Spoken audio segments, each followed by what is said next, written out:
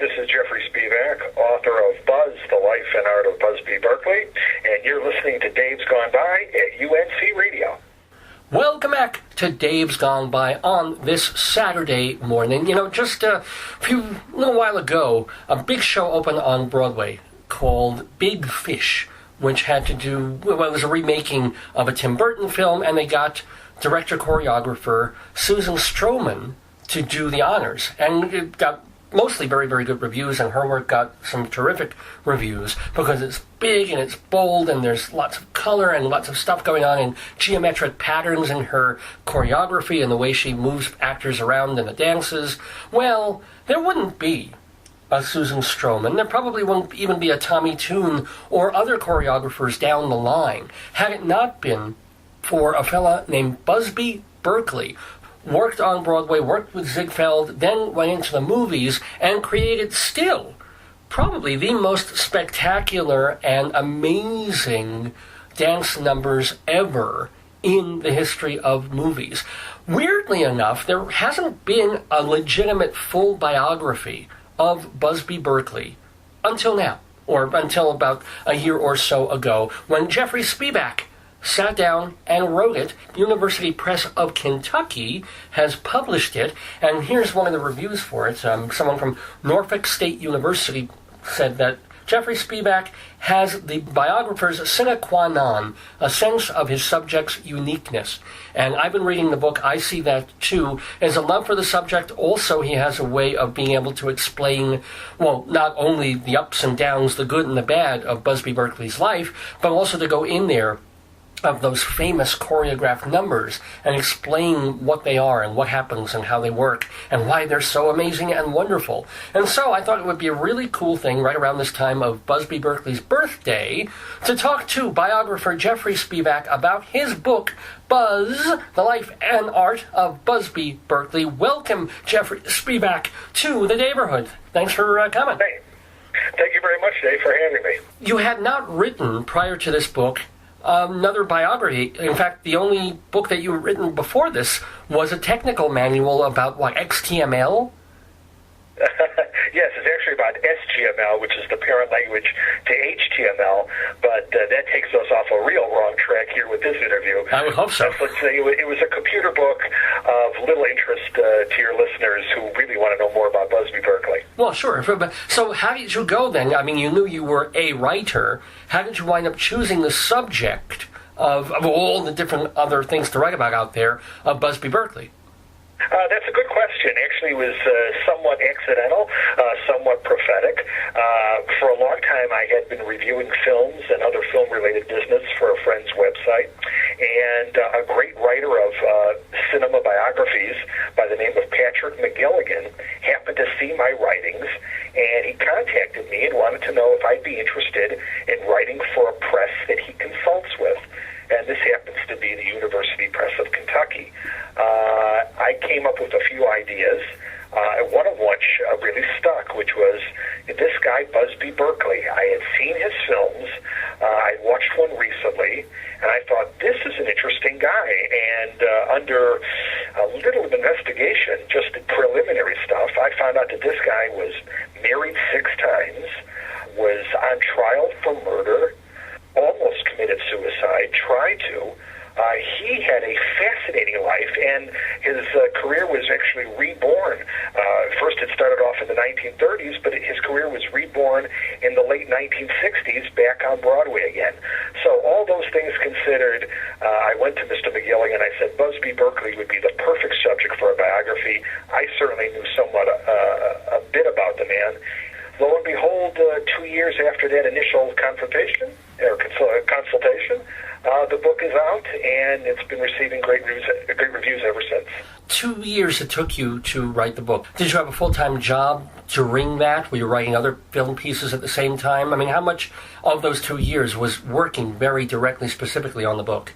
There was a lot. There was a lot of trips. I'm based in the Chicago area, so there were a lot of trips back and forth to Hollywood, Los Angeles, to the Warner Brothers archives at USC. Also trips also to New York, talking to people that might have worked with Berkeley. A lot of writing, a lot of getting all the facts straight, because I make the point in the book that the only only publications that were written about Berkeley were few and far between, most of them out of print, and most of them inaccurate in so many regards to Berkeley's life. So those 2 years were really spent hunting down information, gathering interviews, also seeing films that hadn't been seen in years and years from private, thank goodness to private collectors that allowed me to screen such films. So to answer your question, yeah, I was doing other things, but the book was first and foremost for a good solid 2 years. Wow. What are some of the things that are mistaken about the life and work of Busby Berkeley? What are biographers getting wrong? Well, first of all, they called Busby Berkeley, and to this day it still happens, they called him one of the great movie choreographers. Okay. I called him that in this intro, yeah. Not a choreographer is a guy who teaches dance steps to whoever is learning them. And at the studios back in the days of the great musicals, especially the 30s and 40s, every studio had their own choreographer who taught their people how to dance. But Berkeley, surprisingly enough, couldn't dance a step. He didn't know how to dance, and consequently couldn't tell other people how to do dance steps. So if one of the chorus girls would say, "Mr. Berkeley, do I do a shuffle and riffle? Do I do this kind of dance?" He would just shake his head and say, "Do whatever you want," because for Berkeley, it was the camera that did the dancing.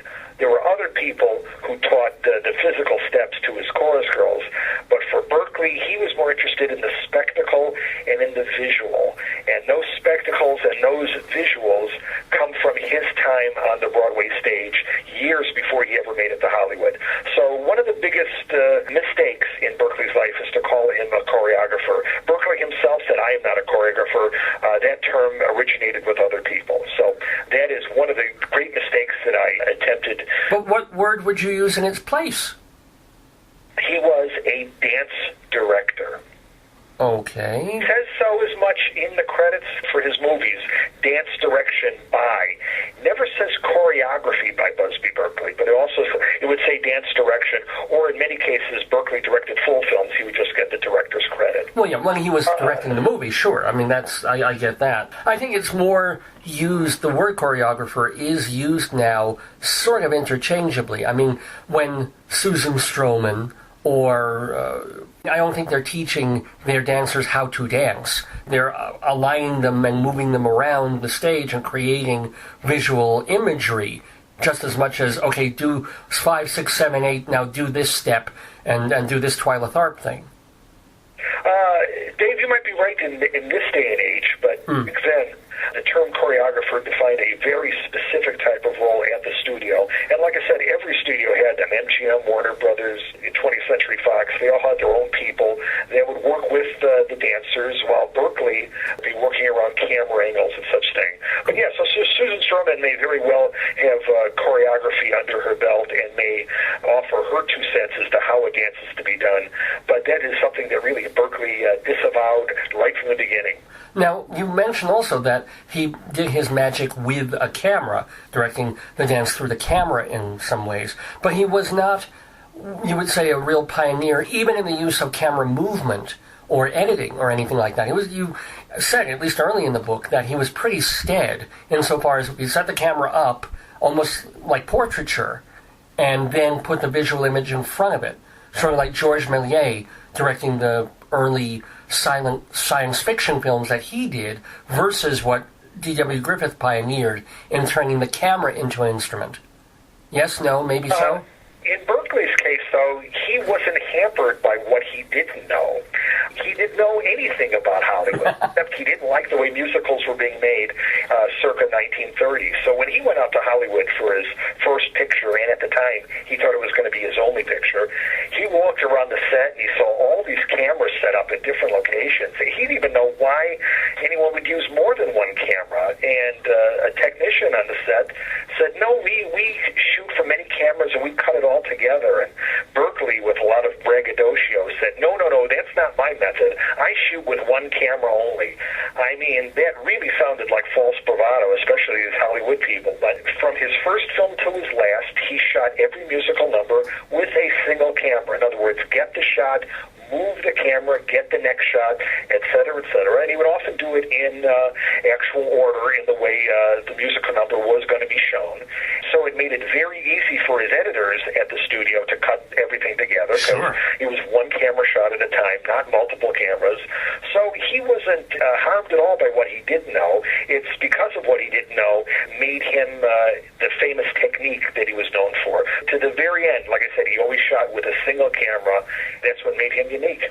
For people, and people like me even, who aren't that conversant with 1930s, 40s Hollywood movies and musicals, and as well as the Broadway of that era, what was the difference between, say, what Busby Berkeley did and Flo Ziegfeld did?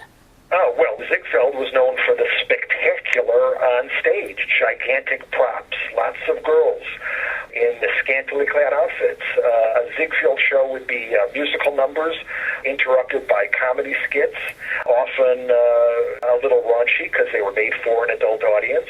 And the similarities are quite striking. The difference would be that Berkeley did it with a single camera, giving you points of view that can never be done on a big stage.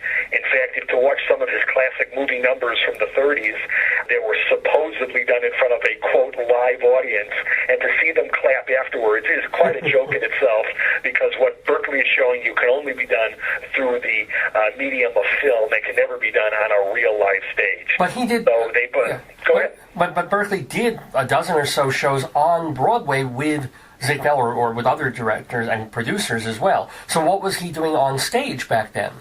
That was well, in those days, yeah, he would be the person to get all the girls together in a certain grouping. He would be using, like I said, gigantic props in a number of his stagings. Sometimes the girls would go up to the runway and go out into the audience. But it would rarely be one or two. It would always be en masse, group dancing or group formations and group patterns. So he did that on stage, and that was the impetus that allowed Eddie Cantor, the big singer-comedian at the day, to invite Berkeley out to California for the motion picture of a great Broadway success called Whoopee. And he thought of Berkeley based on the stuff he did with Flo Ziegfeld, and at the time, Eddie Cantor was a good friend of Flo Ziegfeld, so together they talked Berkeley into going out to California to do this one picture only, and then, of course, that was the domino that fell, and Berkeley's career really took off in Hollywood. But he was doing just fine on Broadway, and had never ever thought of going out to Hollywood to make a musical, because to Berkeley back then, he said, no, you can have your musicals in Hollywood. They don't know how to shoot them. And it's pretty true. If you look back at those really early creaky ones around 1929, 1930, the camera just sits on the stage, and, the chorus girls would kind of dance past the camera, but the camera didn't do any moving. Sound back then was in its earliest stages, so you really couldn't have microphones placed everywhere.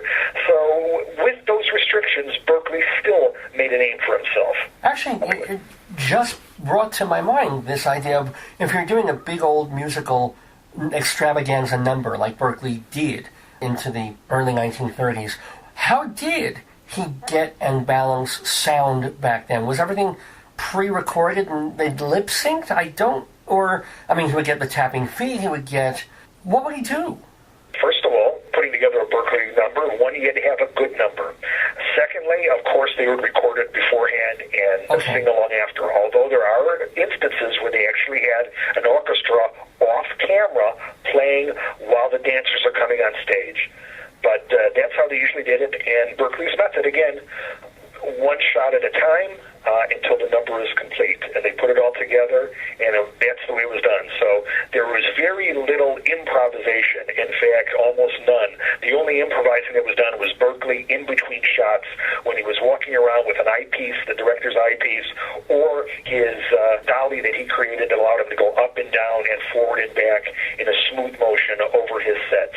But even then, the high shot, the very famous top shot, which Berkeley is famous for, when you look down at a bunch of dancers and they were all in different kaleidoscopic patterns, that was not invented by Berkeley. It was actually done a couple years earlier, but as I make the case in the book, Berkeley was the master of the top shot. So it was how, he'd walk around the set. Often his cast would be waiting and waiting for hours on hours until he was inspired.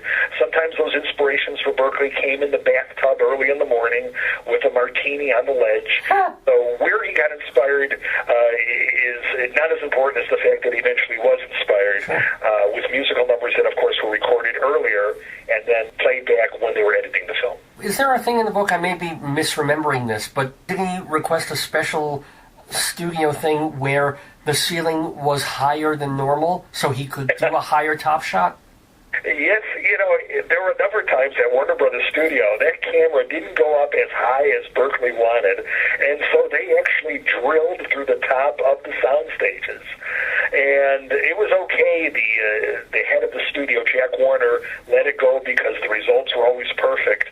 But a couple of years later, Warner Brothers was building an even larger set, and the edict came from Jack Warner directly. He said, "Don't let Berkeley on my set," because he knew that even that set wouldn't be high enough for Buzz, and then he would have to drill through the top. In fact, there was a documentary about 27 years ago called Busby Berkeley Going Through the Roof, and that's what they were referring to.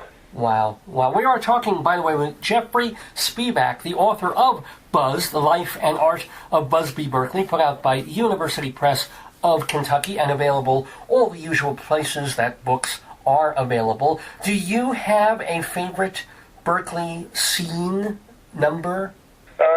Well, there are a couple of them, actually, so it's hard to say which one is better because they're all measured on levels of greatness. But the Lullaby of Broadway is generally considered his greatest number by the most number of critics from the film Gold Diggers of 1935. So many of Berkeley's numbers back in those days are little movies unto themselves. And I make the point that if you see those films and then you wait for those Berkeley numbers, because most of them were put at the end of a picture, the musical numbers have nothing to do with the storyline.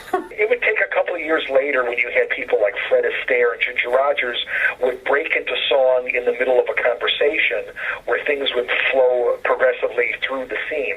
Berkeley's was different. They would often, his films that he worked on, especially those early days, were about putting together a show. Well, you actually see those musical numbers at the very end.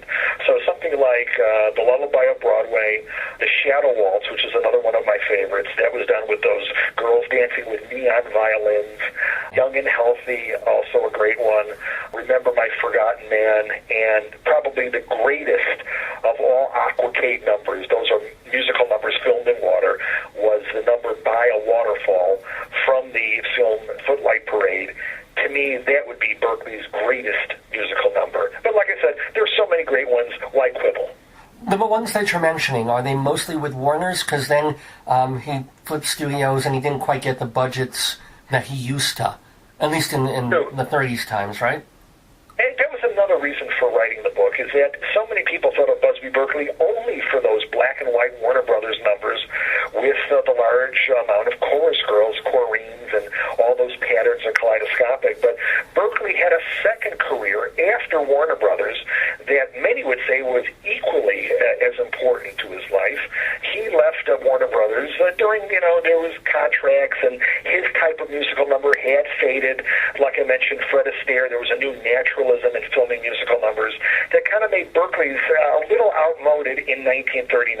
So he went over to MGM, where he had some of his greatest hits with the combination of Mickey Rooney and Judy Garland, those backyard musicals you might remember. Yeah. All the great ones were directed by Berkeley, and all the dance direction was done by Berkeley as well. And those are terrific films with terrific musical numbers. They're different from the chorus girl numbers, but Berkeley was a pliable kind of director. He would do whatever his bosses told him he would do. So if he was going to work on a dramatic film, he had to tone it down. If the budgets were a little smaller than they were back 10 years earlier, he would work within those budgets. But he made some terrific films in the 1940s. And then Complete Anomaly would be in 1946 when he went to 20th Century Fox for a loan-out for one picture, and he did the tremendous film called The Gang's All Here in beautiful Technicolor, where Berkeley directed the film and did the musical numbers. So, yeah, he had a sustained career after his Warner Brothers years. Those are just a couple of the pictures that prove it. What was his last film? The last film he actually worked on was Jumbo. Remember, that was the circus picture that came out in 1962 with Doris Day. He was credited as being the second unit director. Now, the second unit director is normally involved in, what they call pickup shots, or, long shots of a house, or in this case, the tent of the circus. Those kind of miscellaneous shots that don't mean much, but that was his actual credited title. But he really did work on the film and really did devise some of the great musical numbers that are in that big circus picture called Jumbo. But it was the last time Berkeley was ever credited on a motion picture. He lived quite a while longer than that, so he worked on Broadway again since then, didn't he? That's right. A Broadway producer back in the late 60s, there was a lot of Busby Berkeley nostalgia that came back in the 1960s. And, back in the days of those midnight movies on campuses and in cities all across the country, back then, those midnight movies in the late 60s were those Busby Berkeley, gold diggers pictures in 42nd Street. So Berkeley had kind of a renaissance in nostalgia back in the 60s. And there was another play that had come out called Dames at Sea, which was a pastiche of all of Busby Berkeley's numbers. But there was a Broadway producer that was interested and loved Busby Berkeley films and contacted the guy saying, we're going to put on a new show called No Nanette. It's the old 1920s Broadway show. We're bringing it back because nostalgia is really big. And Mr. Berkeley, would you like to come to Broadway and work on the musical numbers? And that's how it started. And soon thereafter, Buzz was back in New York on Broadway for the first time in almost 40 years. Wow, and how did he do? I mean, No Nanette was a bit of a hit. It was a monster hit back then. He even brought back his old co-star from those Warner Brothers musicals, the great Ruby Keeler. So he convinced Ruby to come back with him, and Berkeley always dreamed of one more opening, one more big show. Unfortunately, the major backer of No Nanette didn't like Berkeley, thought his ideas were antiquated, and for the most part, used Busby Berkeley for his name alone, for the name on the marquee. For in reality, Berkeley did very little on No Nanette. And in fact, by the end, he was told to go home, and his picture was taken off the outside of the Broadway theater. But yet, in the actual playbill and in the program, it still says choreography by Busby Berkeley, but in reality, he was nothing but a figurehead. In other words, using his name, but very little power and very little control on the actual play. The title of my chapter dealing with that is called The Figurehead, because that indeed was what Busby Berkeley was back then. As we speak, I'm looking at the CD for No Nanette, and Busby Berkeley was credited on that as being production supervisor, and they gave Donald Sadler the credit for the dances and the musical numbers. And Bert Shevelov was the director. I remember talking with Mr. Sadler, too, during the production of the book, and he remembered Busby Berkeley as being this tired, older gentleman that did not get the respect that he deserved, and that's key. So, yes, his title changed many times, and so did the percentages of profits that were taken away from Berkeley at the time. But yes, Donald Sadler had worked in motion pictures, and he was brought in subsequent to Berkeley kind of given his walking papers. He was never actually fired from any production. Like I said, the fact that his name still appears in the credit list of No Nanette's CDs and books about the production. But the fact is, he was given a title, but nothing to do. And was that his last theatrical hurrah? And that indeed was. There were always hucksters that came around to Berkeley, even back then, in the early 70s when he was a much older gentleman, all kind of ideas, things to do. They were going to do a show in Las Vegas called Buzz, which was going to be one of those big Vegas productions, as you can imagine, with chorus girls by the dozens and big production numbers on stage. Never came to fruition. There was going to be a film about Busby Berkeley, never came about. He had written his own memoir, which was never published, but fortunately I was able to get my hands on that memoir, and quite a few quotes in the book came from that memoir. But no, he never did work again, although there were opportunities, but even those were kind of short-lived and never amounted to much. We've been talking a lot about the career of Busby Berkeley, the musical dance director, with Jeffrey Spivak, the author of Buzz the book. Let's talk a little bit about Buzz the person, who seemed to be defined by two things, women and drink. So let's start with the first one. He had an interesting relationship with his mom. That is true. His mother was what they call called the grande dame of the American stage back in the late 1800s and early 1900s. Her life was interesting. She had been in silent pictures, and she was a well-renowned actress. Her name is Gertrude Berkeley. Her son, she had two sons, one from a private marriage, but a previous marriage, I should say, and Berkeley from her second marriage in Busby. Buzz lived for his mother, lived for the woman, set her up in her own home and helped her buy the antiques she wanted. Like I say, he was what they call a mama's boy to the extreme for his mother. But yes, liquor also played a role in his life. He was arrested on more than one occasion for drinking. The drinking itself could be a primary factor in a famous auto accident that Berkeley caused back in the 1930s. And so, yes. Well, it was more than that. I mean, there were three people who ended up dying in that accident. He was behind the wheel. And I think the book is a little bit cagey, I think, on saying whether he was... From what I read, it seemed like he had a drink and a half before getting in the car. He claims he didn't. He came from a party with Warner Brothers co-stars, and that's where he left that night when he started driving. And his co-stars claimed that he wasn't drinking. Now, that could be, of course, they all work for the same studio, and maybe they didn't want to say anything bad. The facts were these, that Berkeley was driving. His car did hit two other cars. One of the cars turned over, killing three people in the vehicle. And normally, in most cases, when there is an accident and there's a hint that it could be drunk driving as fault, the person driving the car is usually up for manslaughter charges. But in Berkeley's case, he was a very famous director. In fact, he was, in 1935, he had more fan mail than any of the movie stars at Warner Brothers. So this big Hollywood hotshot comes to court, and the judge did not stand for these Hollywood swells. And so, after hearing some of the initial testimony of what went on that evening, he upped the charge against Berkeley. It wasn't manslaughter any longer, which Berkeley probably would have gone to jail for. He upped the charge to second-degree murder. And that's a whole different kettle of fish, because murder would have definitely, if found guilty, would have set him up for 10 to 20 years of hard time. Obviously would have ruined his career and ruined his life. So he got a great attorney that helped him out back in Hollywood, and through three trials, I mean, they were grueling trials, Berkeley was eventually exonerated. Well, they blamed the wheel? Not before, taking a terrible toll on his emotions and his life and his career during those years where he should have been working.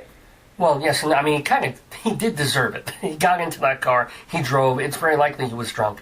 I mean, if he hit those other people hard enough that they turned over, how fast was that guy going?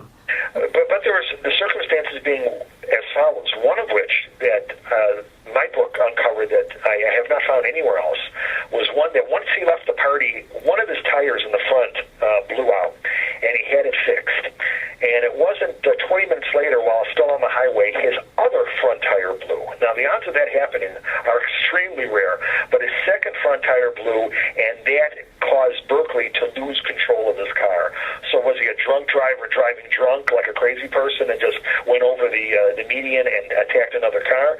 No, it seems like it was the wheel itself. In fact, his attorney, the great Jerry Giesler, what they call the attorney to the stars, called the tire, the case of the tire, the cancerous tire. And that's what I named the chapter in the book dealing with that horrible accident. Because Giesler, the attorney, made the point, let's say you're sitting behind a car and you're drunk, and a car comes behind you and plows into you and makes you, the drunk driver, plow into the car ahead of you. Well, it's really not your fault, the fact that you were drunk, because it was out of your control. Something else caused the accident to happen.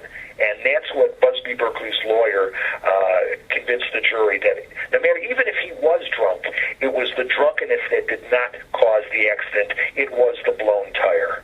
And that, 3 trials later, worked to Berkeley's acquittal. And what is kind of interesting, though, I guess Hollywood was different back then, is he really was, quote-unquote, innocent until proven guilty. It wasn't a Fatty Arbuckle situation, where actually Arbuckle was innocent. Oh, no, the press at the time grilled Berkeley. No, no question about it. He was considered the drunk driver that could have caused something. Of course, they're not in the courtroom, and they didn't hear all the testimony and everything else. But no, he did receive a lot of bad press at the time. And of course, the accident came right at the height of Gold Diggers in 1935, his greatest achievement to date for the studio. So it couldn't have come at a worse time for Berkeley. But the studio stuck by him. He did not get away with clean publicity during those years. Quite the contrary. No, not the PR necessarily or the media, but the studio itself didn't cut him loose. Didn't do what they even did to, as I said, Fanny Arbuckle, of pushing him off camera Berkeley was off camera anyway. But you know what I'm saying? He was able to still have a career. They had to protect their investment because their neck was on the line as well. So it was actually the studio head that got Jerry Giesler, the attorney for Berkeley in the first place, because they knew this was a guy who covered up or could hush some negative publicity about their client. So yes, whether they agreed with Berkeley or didn't agree, the studio heads thought it was in their best interest to keep Berkeley from making any films, so to keep his name out of the press if possible, and two, to get the appropriate attorney that would clear his name. Did Berkeley ever get sober? Or was he basically drunk through most of his adult life? He didn't. He was not the kind of guy who went to AA. No, he didn't. He never did. In fact, even kind of exasperatingly, there are still arrests for him in the 1950s that I remark upon. So, he had that kind of volatile life that not only was arrested for drunk driving or being drunk on several occasions, it's very likely that that state of drunkenness was the impetus for his suicide attempt that fortunately failed. He never did get sober in what we consider today's way. People saying, "Yeah, I've been through the Cure, I've been through Betty Ford." Not in the case in Berkeley's day. I think they had Alcoholics Anonymous, but even then, Berkeley didn't subscribe to that. How did he try and fail to kill himself? We're getting back to Berkeley's love for his mother, and like I said, he was a mama's boy to the extreme. When his mother died in the mid-40s, Berkeley was about to end his fourth marriage. Nobody was calling him for jobs in the mid-40s. They didn't want his kind of musical anymore, even though Berkeley had proved himself. He'd be willing to work all kind of things, doing all kind of jobs. It didn't have to be a musical number. But no calls were coming. His bills were mounting up. He owned all kind of real estate holdings that were purchased when the money was flowing. So it was a bad time in his life in many regards. And after his mother's died, I think everything went with her. And so on a morning soon after, he took a straight razor and tried to slice his throat and his wrists, which caused him, of course, obvious bodily harm. It didn't kill him, but he was rushed to the hospital and then put in an institution for a short time to work things out. And eventually he did. He claimed he got sober, but he went back off the wagon again subsequent years. But that particular time in his life, the time of that attempted suicide, came right on the heels of his mother passing away, the one real champion in his life, because everything else was falling apart then. What was the trouble with women? Was it just the fact that in his shows he didn't want to work in his musical numbers with one woman? He always needed 10. So was he trying to go for like 10 wives at some point? He thought, and he said so, that each woman would be his last marriage. But then again, in retrospect, in the 70s, he said he couldn't even remember all their names. So some marriages really ended a lot quicker than he would have thought. And he was the director who loved women. He had his choice. He had his pick of the litter. When he would have girls lined up, he would say, "Come on, I got to see your legs. Let's lift up those skirts. Let's see those legs." And if he liked somebody, he would give them a private audition. Mm-hmm. And the whole idea of the casting couch, well, it came from those Hollywood studios back in the 30s and 40s. And although I don't have a specific instant of any of Berkeley being on that couch, I do recount some of the times he did have girls in the studio, and he would say, "Oh, we got to see more than that. Let's see that. Let's, can you pull that sweater down a little bit? Let's see this. Let's see that." Winking to his male co-workers on a set of a Warner Brothers picture. But no, his goal was not to marry 10 people. His goal was to marry once and stay married, and that didn't happen until his sixth and final wife, which turned out to be an old family friend of many, many years. They were both married and both involved in their individual marriages over the years, but when they were both free, both single, she was always there for him as a friend. Her name was Etta, and Buzz made her his last and final wife to the very end.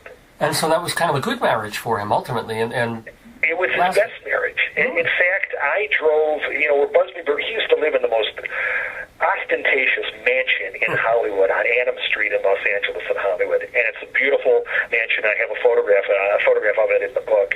But his final residence was in Palm Springs.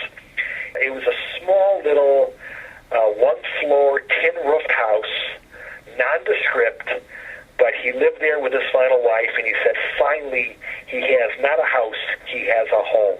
So it didn't matter how big it was. The fact was his final house was his home with his wife, Etta. Well, that's wonderful. What about all the memorabilia? Did he keep, collect? Where is it? Yes, and unfortunately, I was working on the book long after Busby Berkeley stuff was up for auction. His wife, Etta, had put up his stuff for auction some 10 years after Berkeley passed away. So many things were up for auction. So many things were sold. I tried contacting the auctioneer, and they wouldn't give any information. And I tried searching and searching, but the one little piece of memorabilia from a Busby Berkeley auction was his famous memoir that never was released. And through happy circumstances, a friend of a friend had the memoir, gave it to the other friend, who then presented it to me. But yeah, he kept all his stuff. He had scrapbooks, stuff from his mother's days in cinema from the late 1910s, 1920s. So yeah, he actually kept a lot of stuff, and I only had wished I could have been part of that auction or seen some of the stuff that I saw go up for auction. I do mention the pieces, quite a few of them in the book, but unfortunately I was never a part of it. And you had mentioned right at the top of the interview that some of the movies and the scenes that you're talking about you were only able to see through private collectors of movies and in very particular circumstances. Are not all these films available via DVD, Netflix, YouTube, whatever? No, unfortunately, I could say that for almost any great Hollywood person, especially back in the golden age. Not everything they worked on is available, and in Berkeley's case, sometimes he worked a short time on a film, but, in a very small little role. He didn't do a full musical number. So some of those are just hard to find. Even Turner Classic Movies doesn't show them. But like I said, through a lot of hunting down and talking with other private collectors, I was able to screen everything that Berkeley worked on. Unfortunately, though, I really wanted to see some of the films that his mother, Gertrude Berkeley, worked on. There was a famous one, from the 1920s called War Brides, which is a real anti-war picture in those days. And I always wanted to see it, but it's one of those lost pictures that could be lost because the negative has been destroyed or whatever. But as far as Berkeley goes, I was fortunate enough to see just about everything he did, including, by the way, and your listeners may not know this, Dave, that Busby Berkeley, when he left Warner Brothers, the first little job he had at MGM before he started working with Mickey and Judy on those pictures, he actually worked on The Wizard of Oz. Whoa. He directed the Scarecrow in the number If I Only Had a Brain. I mean, Ray Bolger, Yes. That scene was... The actual number goes on for about 7 or 8 minutes, much longer than the finished piece that we all know and love today. But in fact, Berkeley used that and had a lot of fun things, like with the Scarecrow spinning around, bouncing off from fence post to fence post, flying in the air, doing all kind of things that was only cut for the final release print. But the director of the film, Victor Fleming, saw the rushes that Buzz had filmed for If I Only Had a Brain and was so taken back and so liked them that he wrote to Berkeley. He said, Buzz, you should have directed the whole picture.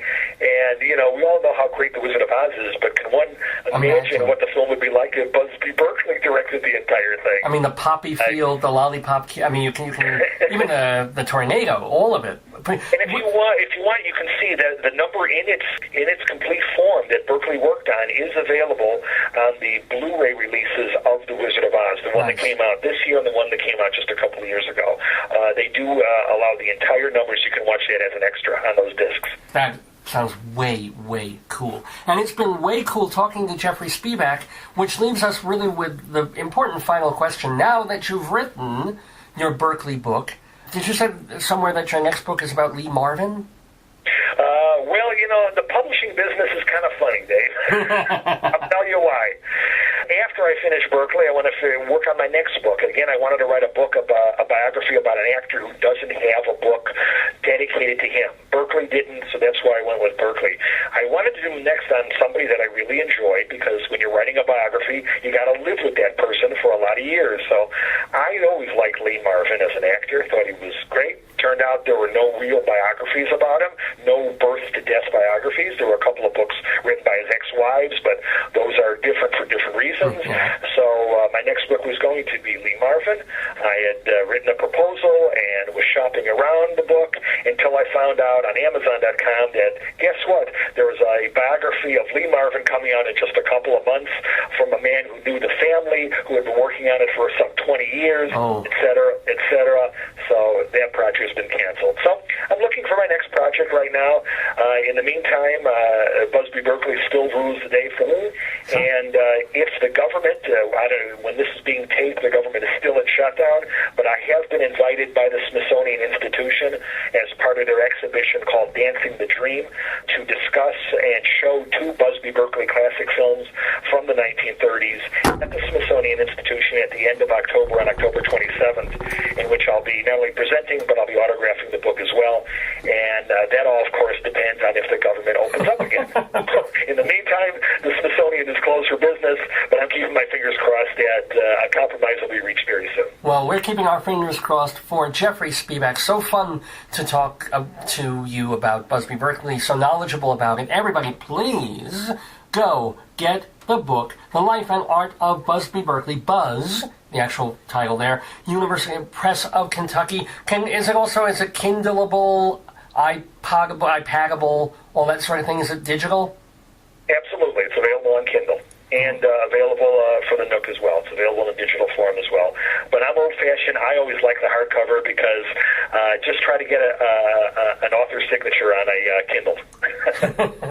Exactly. Well, thank you again, Jeff. And whatever your next book is, I hope it says good, or even better than Buzz, which I'm really having a wonderful time reading. And thank you so much for sharing this knowledge with us in the neighborhood.